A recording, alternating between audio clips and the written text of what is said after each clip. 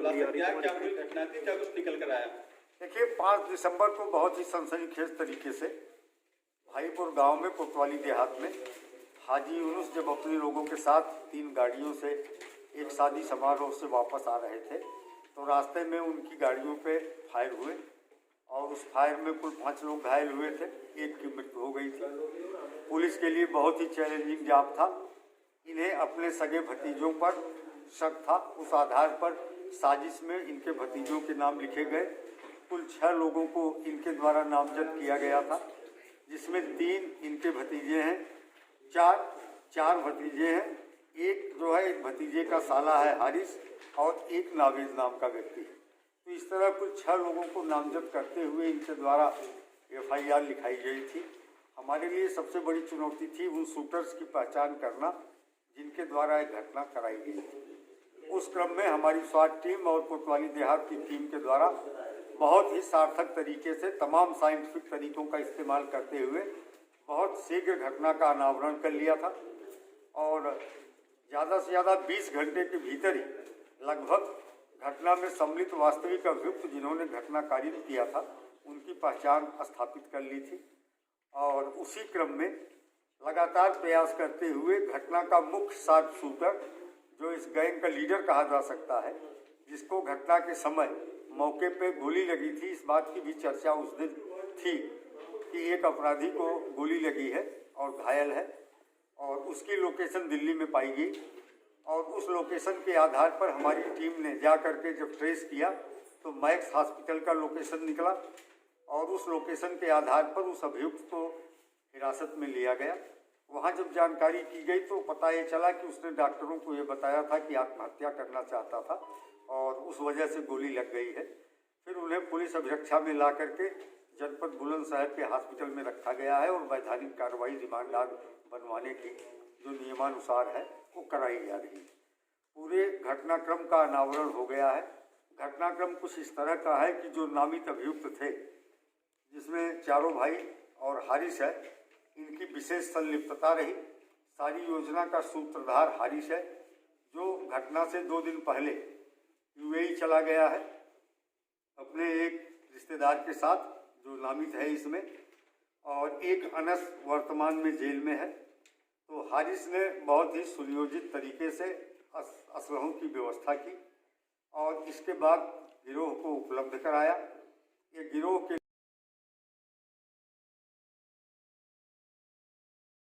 के लोग पूर्व से उससे जुड़े हुए थे। पूरे घटनाक्रम में मौके पर कुल 7 अभियुक्तों की उपस्थिति पाई गई, जिसमें 5 स्विफ्ट VDI कार से थे, 2 मोटरसाइकिल से थे। जो मोटरसाइकिल से थे उनके पास कोई वेपन नहीं था। वो सुबह से ही रेकी कर रहे थे यूसुफ का और लगातार वही सूचनाएं भी दे रहे थे उस टीम को जो घटना करने के लिए लगाई गई थी। 5 लोगों में से एक अभियुक्त मुख्य जो शार्प शूटर था, लाखन गुजर, गांव मलपुर, थाना सिकंदराबाद का था।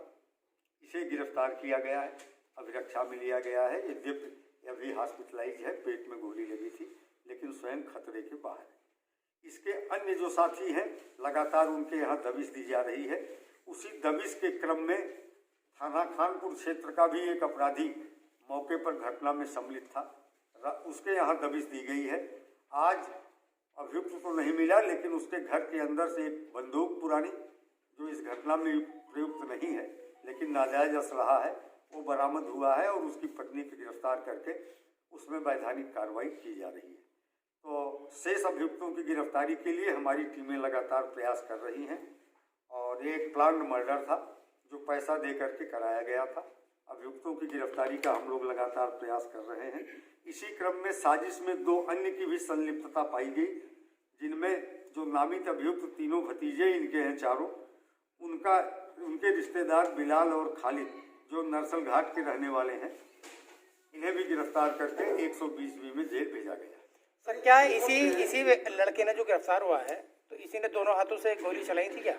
हाँ, ये लाखन गुजर, जो एक बात आई थी मौके पे कि एक अपराधी दोनों हाथों से फायर कर रहा था, तो लाखन गुजर था और ये असलहे से लगातार फायर कर रहा था और उसी क्रम में इसको गोली लगी थी।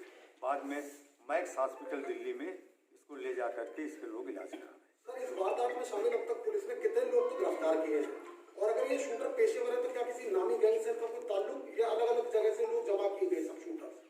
देखिए, इस तरह का कोई गैंग जो है वो पूर्व से पंजीकृत या चर्चित नहीं रहा है। ये सब छोटे स्तर के अपराधी रहे हैं और इन्होंने एक साथ इस काम को हाथ में लिया था और जिसमें कुल 7 लोग सम्मिलित थे, जिनमें 2 जनपद गाजियाबाद के हैं। उनका भी हम तलाश का प्रयास लगातार कर रहे हैं और 3 जो मौके पे थे, जो फायरिंग करने में थे ये, प्लस एक और जो मोटरसाइकिल से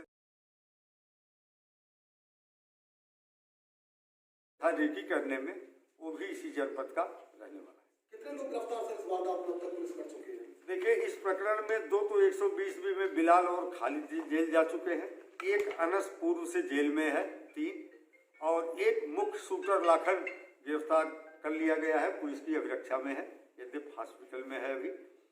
और एक अभियुक्त की पत्नी को तलाशी के दौरान उसके घर में नाजायज असलहा मिला है, बंदूक मिली है, तो उसे गिरफ्तार करके जेल भेजा जा रहा है, लेकिन उसका इस घटना से कोई संबंध नहीं।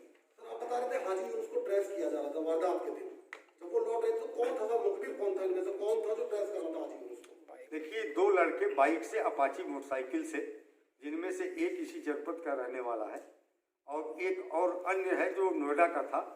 ये दोनों निशस्त्र होकर के लगातार सुबह से ही अपनी गाड़ियों से, अपाचे से इनका पीछा कर रहे थे और लोकेशन ट्रेस कर रहे थे और सूचना दे रहे थे उस पार्टी को जिसको ये घटना करनी थी। सर, ऐसी क्या वजह रही जो भतीजों को चाचा का मर्डर कराना पड़ा, गोली चलवानी पड़ी? देखिए, इन दोनों के बीच में, चाचा और भतीजों के बीच में संपत्ति को लेकर बड़ा लंबा विवाद चला रहा है और पूर्व से भी रंजिश है।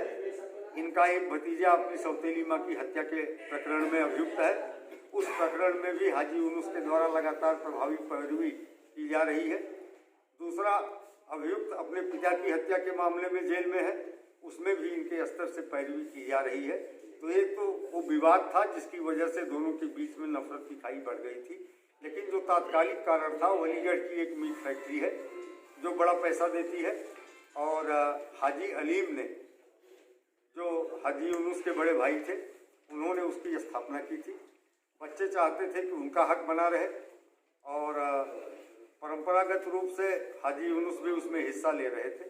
तो वहाँ फैक्ट्री पे कुछ महीने पहले इनके बीच में आपस में मारपीट विवाद हुआ। सर, कितने में कॉन्टेक्ट किया गया था शूटर्स को? अब इन चीज़ों का खुलासा हम बाद में करेंगे जब और अभियुक्त पकड़े जाते हैं, लेकिन फिलहाल पूरी तरह से घटना में सम्मिलित सभी अभियुक्तों के बारे में पूरी जानकारी प्राप्त हो गई है और मुख्य अभियुक्त को गिरफ्तार। इनाम कितना दिया जा रहा है? 25,000 रुपये की पुरस्कार राशि मुख्य की फिलहाल दे रहे हैं, क्योंकि बहुत ही कम समय में इन्होंने बहुत ही साइंटिफिक तरीके से और तार्किक तरीके से घटना का अनावरण किया है।